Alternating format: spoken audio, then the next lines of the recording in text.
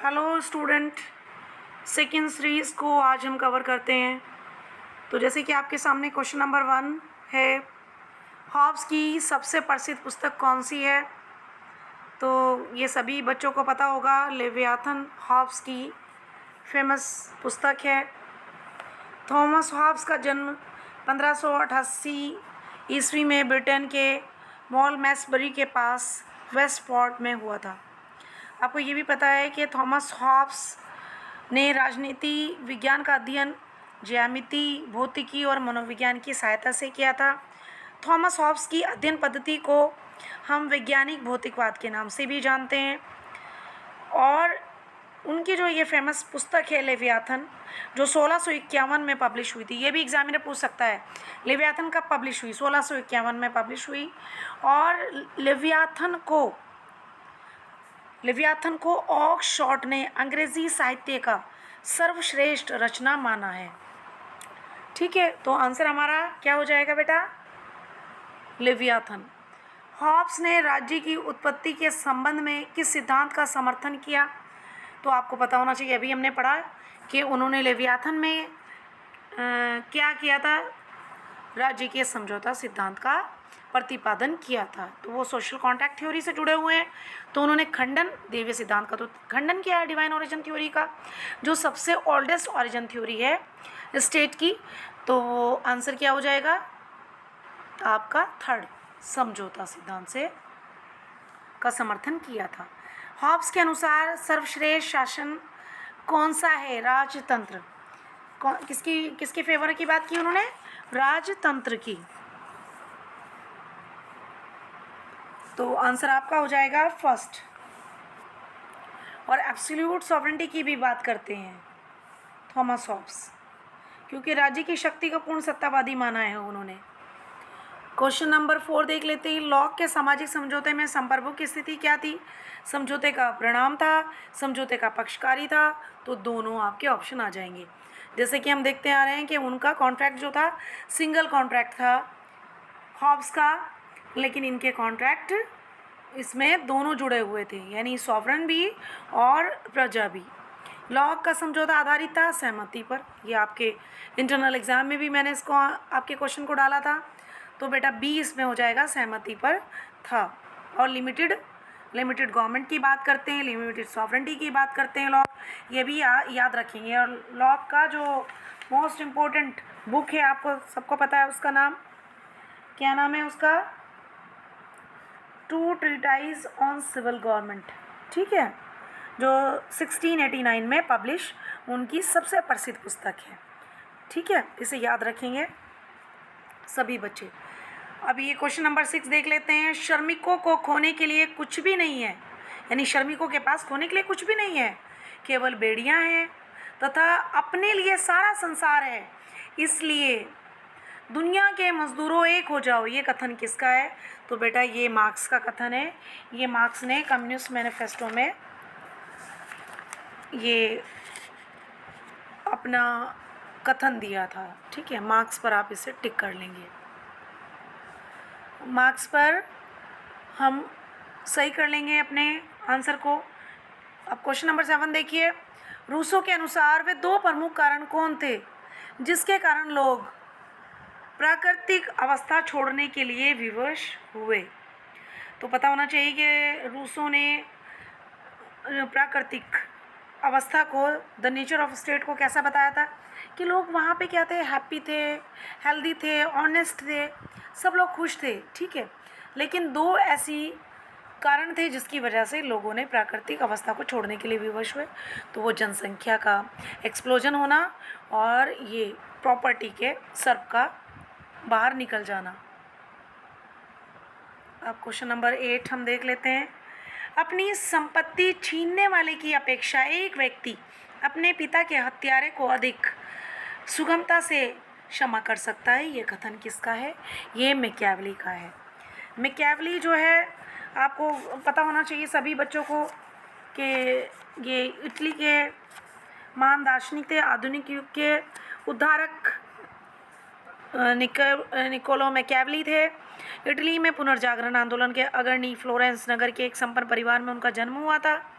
Machiavelli की रचना the Prince 1532 में Florence के शासक लोरेंजो डी मेडिसी को समर्पित उन्होंने किया था। तो आंसर आपका क्या हो जाएगा? मैकियावली। मैकियावली ने ही क्या किया था कि जो राजनीति और नैतिकता का जो संबंध है उसको अलग किया था और रिलीजन को भी पॉलिटिक्स से अलग करने का श्रेय मैकियावली को जाता है। तो यहाँ पे ये आंसर आपका देख लिया आपने, 8 का मैकियावली है। फिर क्वेश्चन नंबर, ये भी मैकियावली से लिखा है हमने, राज्य के वर्गीकरण में मैकियावली किस विचारक से अधिक प्रभावित है? तो आप एरिस्टोटल पे टिक कर लेंगे इसको, सी। मैकियावली की रचना अभी मैंने आपको बताया, प्रिंस है, डिस्कोर्सेस है, युद्ध की कला है। ठीक है बेटा, कौन कौन सी? प्रिंस 1532 में शासन कला का वर्णन किया है इसमें, डिस्कोर्सेस 1513 में लोकतंत्र और स्वतंत्रता का उल्लेख करता है इसमें, द आर्ट ऑफ वॉर 1519 से लेकर 1520 में नागरिक सेना के निर्माण का समर्थन किया था इस बुक में उन्होंने, और द हिस्ट्री ऑफ फ्लोरेंस ये भी उनकी महत्वपूर्ण पुस्तक है जो यहाँ मैंने मेंशन नहीं की है। ठीक है, तो आप ये सारी बुक्स को याद कर लेंगे, बार बार इसको वीडियो को देख लेंगे बेटा। ठीक है, निम्न में से कौन सी बैंथम की रचना है? फ्रैगमेंट ऑन गवर्नमेंट, ये भी बैंथम की रचना है। An introduction to the principle of moral and legislations, ये भी बैंथम की रचना है। प्रिंसिपल ऑफ इंटरनेशनल लॉ, ये भी बैंथम की रचना है। उपरोक्त तीनों किसकी रचना है?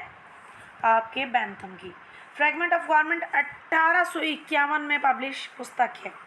An introduction to the principle of moral legislations 1879 की उनकी लिखी हुई पुस्तक है, इसे भी आप याद करेंगे। The principle of international law एक ऐसे लिखा उन्होंने, इन तीनों बुक्स को याद कर लेंगे। निम्न में से कौन सी मिल की रचना है?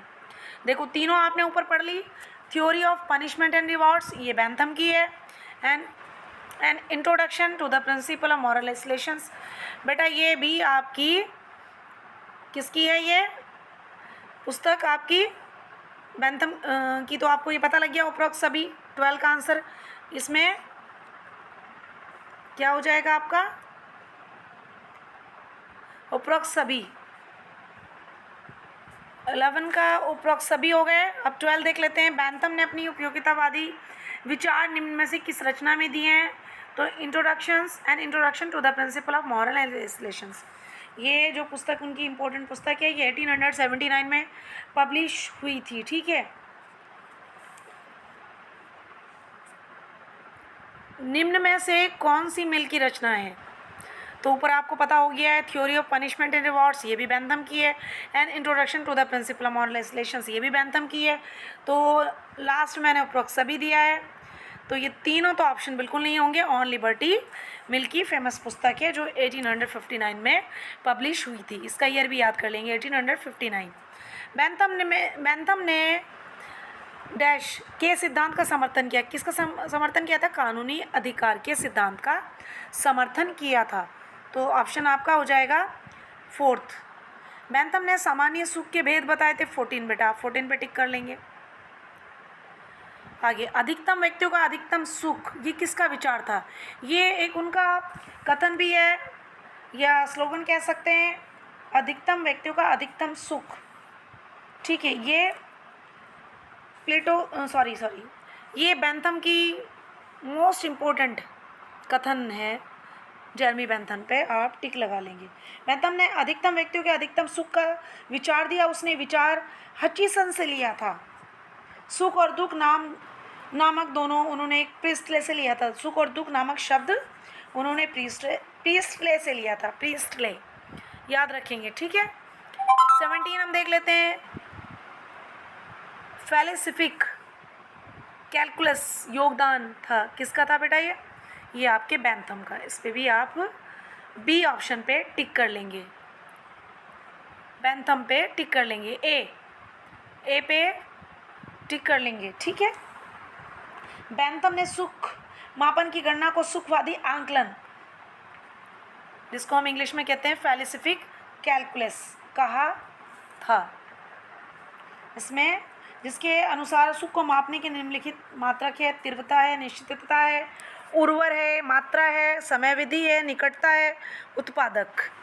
ये 6 उसके जो है सेवन हो गए ना, 7 उन्होंने क्या बताया, सुख मापे हैं, सुख मापने के मात्रक बताएं। बेंथम के विचारों से संबंधित नहीं है। जेल सुधार, विधियों का संहिताकरण, न्याय व्यवस्था में सुधार, अतिरिक्त मूल्य का सिद्धांत।